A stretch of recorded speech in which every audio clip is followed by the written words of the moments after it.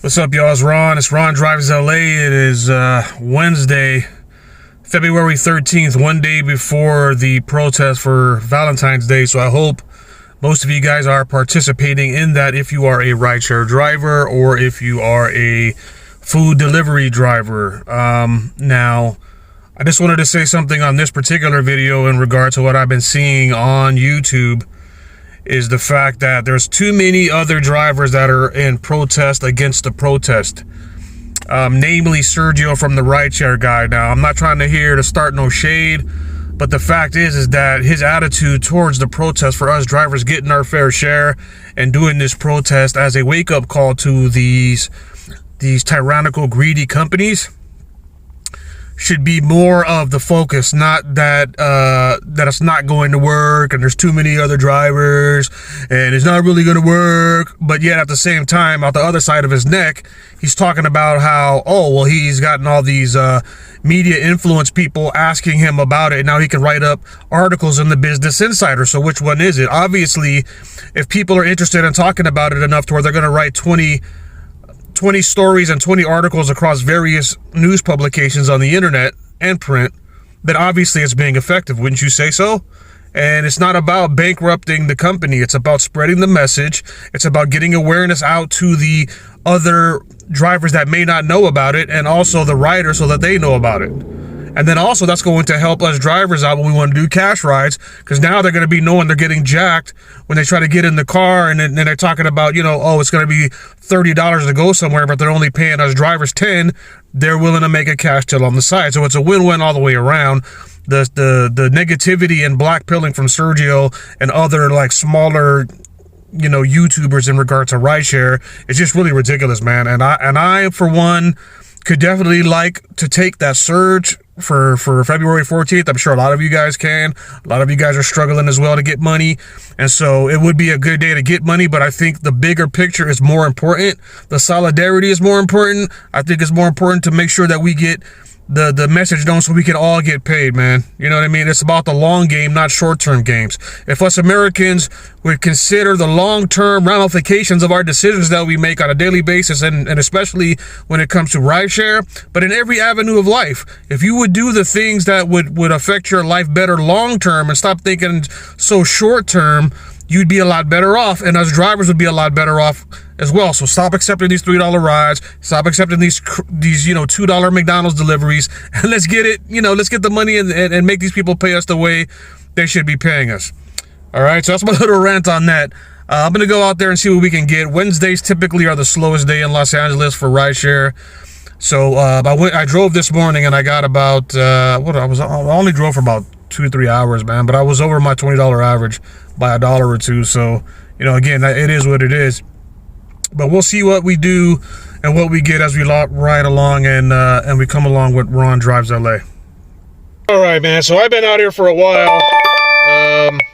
I've been staying in the valley today. What is this? $4, 17 minutes. I've been driving around for a while now. I didn't get to Hollywood or LA. I'm staying in the San Fernando Valley right now. And this seems to be a better method for me personally. When I don't see any surge and I don't see any high dollar rides coming on that side of town, more south of where I live in the San Fernando Valley, I'd rather stay around the streets that I know. There's less traffic. There's more space in between stoplights. And I'm just more familiar in terms of like domestically where I actually spend most of my time in the valley, so I'd rather stay out here anyway. And then when I'm done and I want to go home, I'm closer to home. So that's been my strategy today. It's been working out. I've been making pretty much I think just around the average of $20. Let's see, today on Lyft I got $38.79 for 2 hours and 53 minutes of online time. So that's $40 for almost 3 hours. So again, that's underrepresented. And then this is just 42. Nope.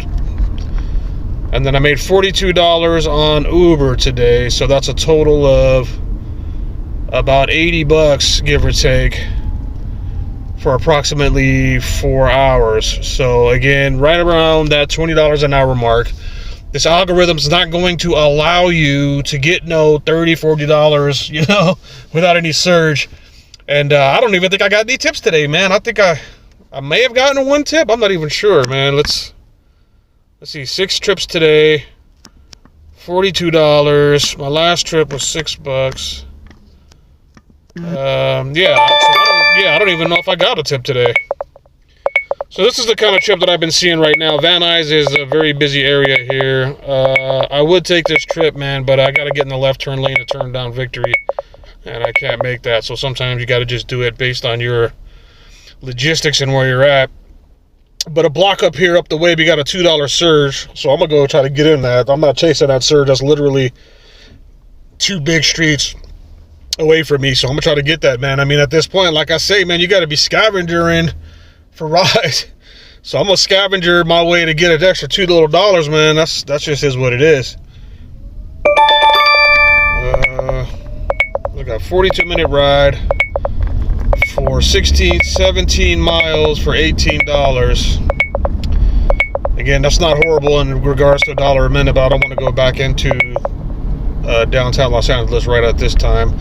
It's 6:55, so I've been driving for most of the rush hour today.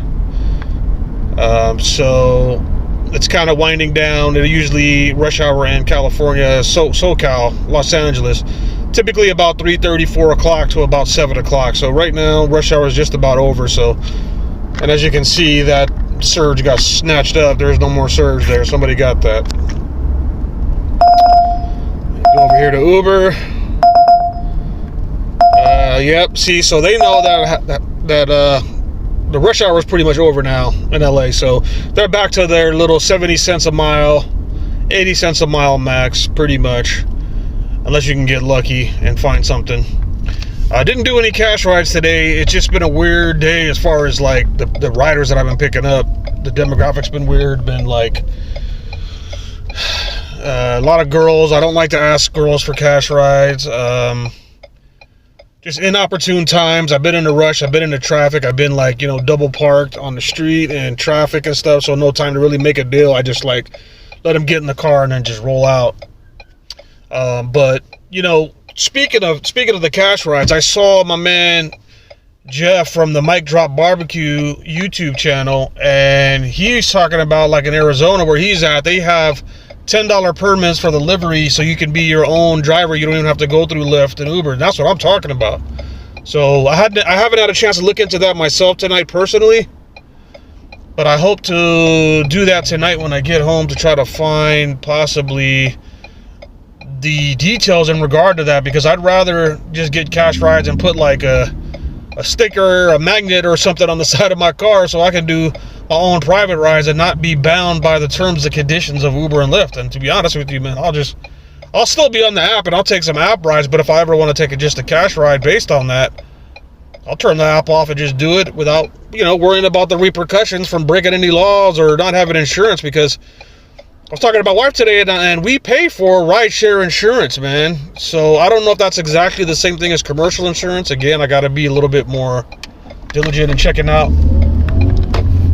what our actually insurance covers, but we got extra bonus insurance, so we're not riding around with regular full coverage insurance. We actually paid for a rideshare type of insurance. Now, if that rideshare type of insurance means that counts for like a taxi driver type insurance, or what they call commercial insurance, which is not the same as what you think it is, which is what I think I have, because when you go online and you look at the DMV, the commercial insurance is referring to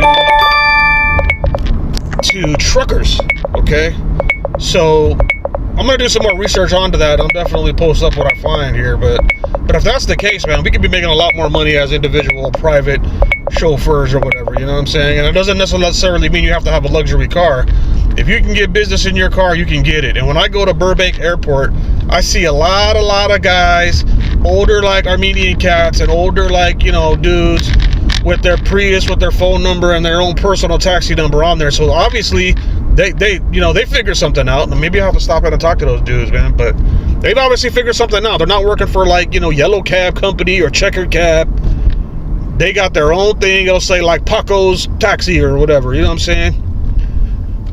And just to stay on topic, man, my wife got a card in the mailbox from some, we call it Paisa taxi out here, like some Mexican taxi service that'll deliver, do your grocery shopping for you, whatever, just off the books. You know what I'm saying? So, hey, people are hustling. People are, really, really, focused on trying to make some money. And they see that there's a demand for this kind of stuff. And especially, I would assume, again, not to harp on the immigrant angle, but if you have these type of people that are putting like business cards in your mailbox talking about, Paco's delivery service and Paco's taxi in your thing, they're obviously probably not on the Uber registry list. It's some underground stuff, just like these people slinging tacos on the side of the street, which again, I love my street tacos, so don't get it twisted. And I love to see the ingenuity of these people that come over here and try to hustle to make a living. I got no problem with that, man. I got no problem with that. What I got a problem with is that the exploitation of these illegals that come over here, and then therefore lowering and compressing the job market for other individuals, and then bringing down the rates for the rest of us people that are paying taxes when they're not paying taxes, But I guess, we all pay taxes when it comes to buying things and sales, and it just gets recycled and yada, yada, yada. So as you can tell right now, man, it's 7 o'clock, and as I'm talking, you haven't seen any pings, anything like that. So I don't want to wrap up just yet. I got good energy right now. I'm hoping to find something. I'm headed east here, getting back to the 170 freeway, maybe to get back down into close to Hollywood. But maybe I'll spend another half an hour or so driving if I could find something. But hasn't been really a great day, man, and again, this has just been a similar story. It's like Groundhog Day around here. I never haven't had a great day. It's hard to have a great day when they're not offering any quest bonuses. Really, they're not offering any surge bonuses. They're not offering any boost plus. And, so they're really pinching us drivers. So again, hopefully tomorrow, man, February 14th, Valentine's Day, we can see something work in our favor as drivers in regard to making a difference. Again, I've seen stuff on the news. I know we're not supposed to be driving at all. So with that being said, maybe since I'm probably not going to be driving tomorrow, maybe I'll try to get some cash rides in the morning if possible. But maybe I will drive later than I normally do. I don't typically like to drive too late on the weekdays because I like to get up and get that early 5 in the morning, 6 in the morning rush hour drive in. So in order to do that, I need to be asleep by 10 o'clock. Yeah, I'm old, man. I got to get to bed on time. Got to get my 6 hours, bro, to be able to get up at 4:30, 5 o'clock in the morning to go get these rides early in the morning. That's actually my favorite time to drive, man, like 5 a.m. to 9. So I try to do the morning rush, come home, and then come back out, in the afternoon, 3, 4 o'clock, 5 o'clock. And then I get it in that way. Try to get my 6, 8, 10 hours in that way in 2 different shifts, sometimes 3, if I'm filling up to it in the afternoon. Okay, so we got 10.3 miles, 26 minutes going to Larchmont. I could have taken that, but I'm going to wait. As you see on the screen here, popped up here, you got Burbank Airport. I might roll over there. There's 16 to 20 drivers. Flights came in at 7 o'clock, and I'm just kind of not too far from there. Maybe I'll just roll around and see what happens. Sometimes you can get a scraggler ride and makes a good little money on that. And airport rides from Burbank Airport, that's the local airport out here in San Fernando Valley. That typically is hit or miss, Sometimes you can get good rides with a good tip. Sometimes you don't. Sometimes you get somebody with a backpack and they just don't feel like tipping. And I think they charge a little bit extra on the fare for pickups, which we don't see as drivers, but so that therefore, when the ride is more expensive, they're not really apt to tip because they just got gouged for an expensive ride, which again, we don't really see that on the driver's end. So that's a lose-lose. Talk about win-win. That's a lose-lose. Saw a little bit of surge right there. What is it? 6.4 miles. Hand me to Lancashire. 6.4, 20 minutes. I'm gonna go back to that. I saw a surge on the other screen here. Oh, that's way over there. Nah, I ain't getting that. And by the time I run over there, that surge is going to be gone, and that's going towards traffic south. South of the 101 is like Sherman Oaks area. It's too much traffic on Ventura Boulevard at this time of day, so I'm not going to do that. Let's see.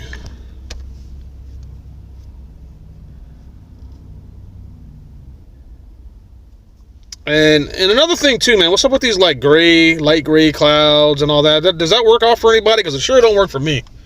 I never see any of that pay off realistically as far as pings or anything like that. It's not like they pay you more money with the 3 stars versus 4 stars versus 2 stars. I guess they just assume it's going to be better, but that's probably where I'm going to head though. That's like the NoHo district, Lincoln Boulevard, Vineland, Burbank. This is where there's a lot of bars and stuff. See down here, the 17101 area. That's like NoHo, South NoHo, North Hollywood. Let's see what Lyft's talking about. $4. Nope. We don't look at nothing under $5.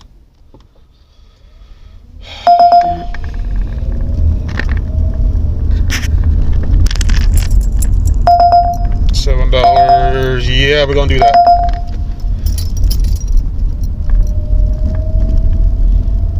Come on, click in, baby. Come on, click in, baby. That looked like, with a quick shot, that looked like 3 miles for $7. So hopefully, if that matches me up, and it looks like it didn't match me up. Oh, got him. Okay, 1.9, 2.9, 4 miles. Okay, so that's good. See, that's what being patient does. I mean, it's not the greatest ride, but it's definitely something that's worth it. In terms of what they're giving right now at this time of day at 7 o'clock on a Wednesday. And that's another thing. Wednesdays are typically slow, and the fact that I got that ride to right now is pretty good, man. So I really can't complain about that, all things considered. So I just got home after the rush hour, did a couple rides after the last click off, and I think I'm gonna eat dinner right now, and then I'm gonna probably go late tonight because I don't think I'm gonna be driving at all tomorrow on February 14th, Valentine's Day. I really want to stand in solidarity with the reason why. And I'm not somebody that's typically a union type activist, but I think in this case, understanding the actual robbery of what it is that these companies, Uber and Lyft, are doing to the drivers and all the gig workers in general, I think it sends a good message to be able to try to get more pay for us. Again, I understand capitalism, I understand corporations, but I also understand crony capitalism, and that's exactly what this is. This is actual just rapage and pillaging, especially when you're not transparent in the terms of what you are supposed to be paying people. There's this very ambiguous statement of expenses, which encompasses all kind of different things that they're not very specific about, and so I find that very unnerving. And I think it's not fair that the drivers are the ones getting the short end of the stick. And so, again, looking at a lot of different videos today, I see a lot of people that are just being selfish, like I talked about earlier in this video about short-term money. And, hey, ain't no way I'm going to drive, and, I'm going to make good money. This ain't right. But, again, you're not really looking at the long-term picture. Of course, we would all love to drive on Valentine's Day. Of course, we're probably going to make good money. But then again, when I say of course, that's not even actually guaranteed, because when you consider all the other holidays the last 3 to 6 months, with the exception of Halloween, and even New Year's Eve wasn't that great. Okay, so if they know that all these drivers are going to be out there, it doesn't necessarily mean they're going to be sending you surge, bro. And also, it doesn't necessarily mean that there's going to be a lot of people out with the inflation and the current economic situation in the country. A lot of people are broke. Okay, a lot of people ain't buying gifts. A lot of people ain't buying flowers. A lot of people ain't going out to eat and spending $400 or $500 at Fleming's. You know what I'm saying? So don't assume that it would have been and you would have made. I just think we need to be more focused on the goals that we need to do, and that is send a message and get media coverage in regard to the plight, and get somebody looking in the back end of these apps and find out what they're really doing with this algorithm and what they're really doing with all of our money. Because like I left you in the example yesterday, they took 2/3 of the fare. Okay, and Sergio did a video today talking about how, it comes out to we get 53%, 47% over average, right? Aggregate, but like, that doesn't really seem to add up. And when you consider like what, so what are they taking? If they're taking 66% out of particular rides for me, so what does that mean? I'm making 90% of other rides? And what rides would those be? Would those happen to be, I don't know, ones with Boost Plus or Surge?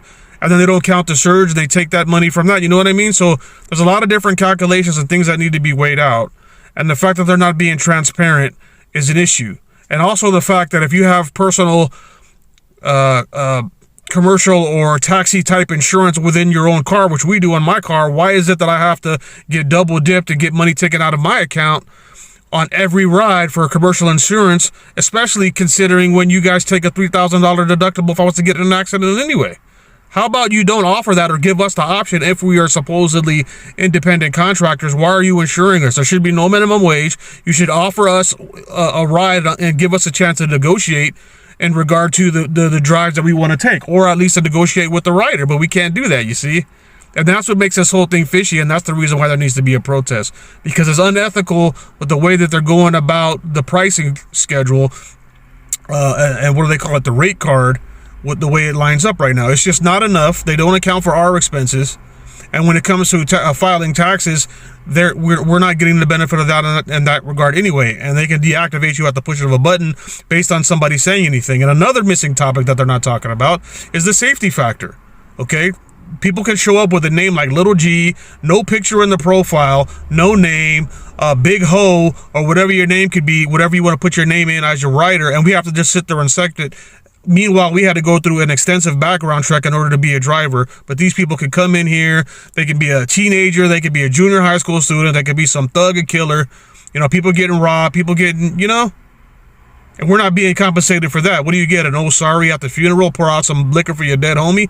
I'm not with it. So, again, February 14th, there's definitely going to be a strike. I'm going to go in there and eat. If I don't get into a food coma, I'm going to be back out. And I'll share with you what happens after that happens.